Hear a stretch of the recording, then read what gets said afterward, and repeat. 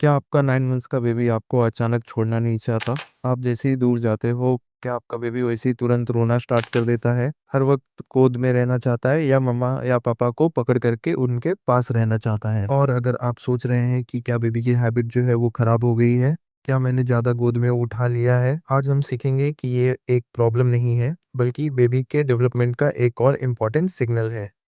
कल तक जो बेबी सबके साथ खेल रहा था, आज सडनली वो सिर्फ आपको ही चाह रहा है। आप किचन जाओ, बेबी आपके पीछे आ रहा है।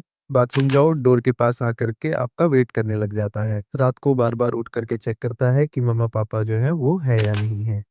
बहुत पेरेंट्स इस फेज़ में टेंशन ले लेते हैं, लेकिन सच बात तो ये है कि 8 से 10 मंथ के महीने के बीच में हर बच्चा यही चीज़ जो है वो करता है। इस एज में बेबी का दिमाग ये रिकॉग्नाइज और समझना स्टार्ट कर देता है कि मम्मा और पापा जो है वो दो अलग एंटिटी हैं, वो दो अलग इंसान हैं, दोनों अलग-अलग हैं। पहले बेबी को लगता था मम्मा हमेशा पास ही है।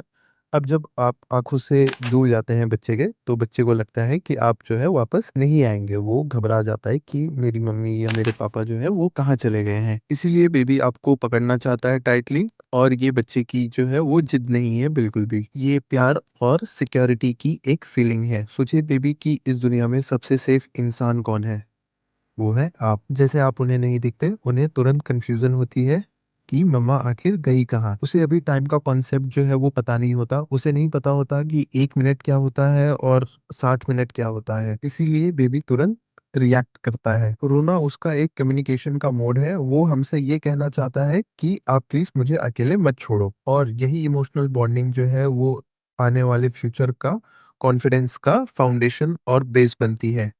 9 मंथ्स की एज में बेबी का ब्रेन जो है बहुत रैपिडली ग्रो करता है, बहुत फास्ट ग्रो करता है। हर दिन वो नई चीज़ों को एक्सपीरियंस कर रहा होता है, नई चीज़ों को अपने मेमोरी में स्टोर कर रहा होता है, सच एज़ जैसे कि नए साउंड, नए चेहरे, नए पर्सनैलिटी एंड नए इमोशंस को समझ रहा होता है। इस एज में बेबी सिर्फ आपको देख नहीं रहा होता, वो चीज़ों को बल्कि ऑब्ज़र्व भी कर रहा होता है। आपका फेस एक्सप्रेशन, आवाज़ की टोन, स्माइल सब रिकॉर्ड हो रहा होता है। कभी-कभी इतनी सारी इन्फॉर्मेशन जो है बेबी के लिए बहुत ज़्यादा हो जाता है। जैसे कि हम बड़े लोग स्ट्रेस के टाइम पे अपने क्लोज़ पर्सन के पास जाना चाहते हैं, वैसे ही बेबी भी आपके पास आना चाहता है। आपका गले लगाना बच्चे के लिए रिचार्ज की तरह एक काम करता है। सिर्फ कुछ सेकंड की गोद बेबी को शांत कर देती है बिल्कुल भी।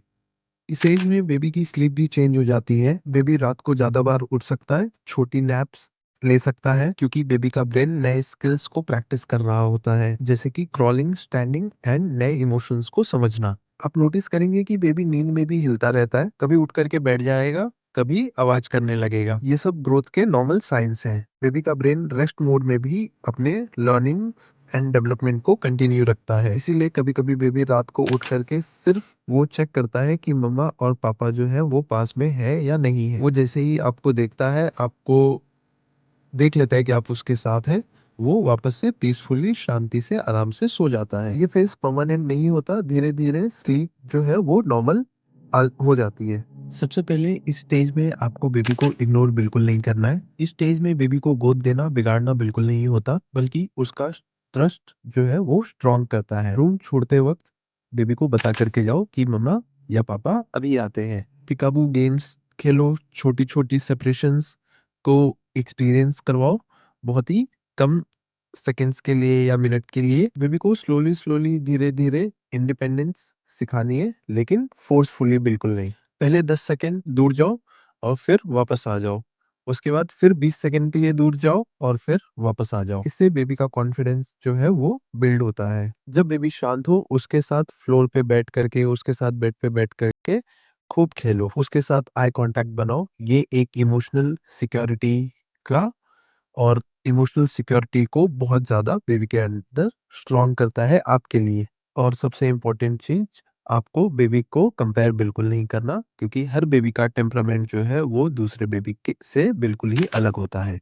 आज जो बेबी आपको छोड़ना नहीं चाहता, वही बेबी कल कॉन्फिडेंट इंसान बनेगा क्योंकि उसने सीखा होगा बचपन में कि दुनिया सेफ है और मम्मा-पापा हमेशा वापस आते हैं। अगर आपका बेबी भी आजकल सिर्फ आपको ही चाहता है, तो प्लीज़ कमेंट में लिख करके बताइए एंड कमेंट में लिखिए कि हाँ, मेरा बेबी भी सिर्फ मम्मा को ही चाहता है। ऐसे ही रियल पेरेंटिंग के लिए चैनल को सब्सक्राइब ज़रूर कीजिए। क्योंकि यहाँ हम पेरेंटिंग को सबसे रियल और सिंपल तरीके से समझाते हैं और एक्सपीरियंस करवाते हैं सबको।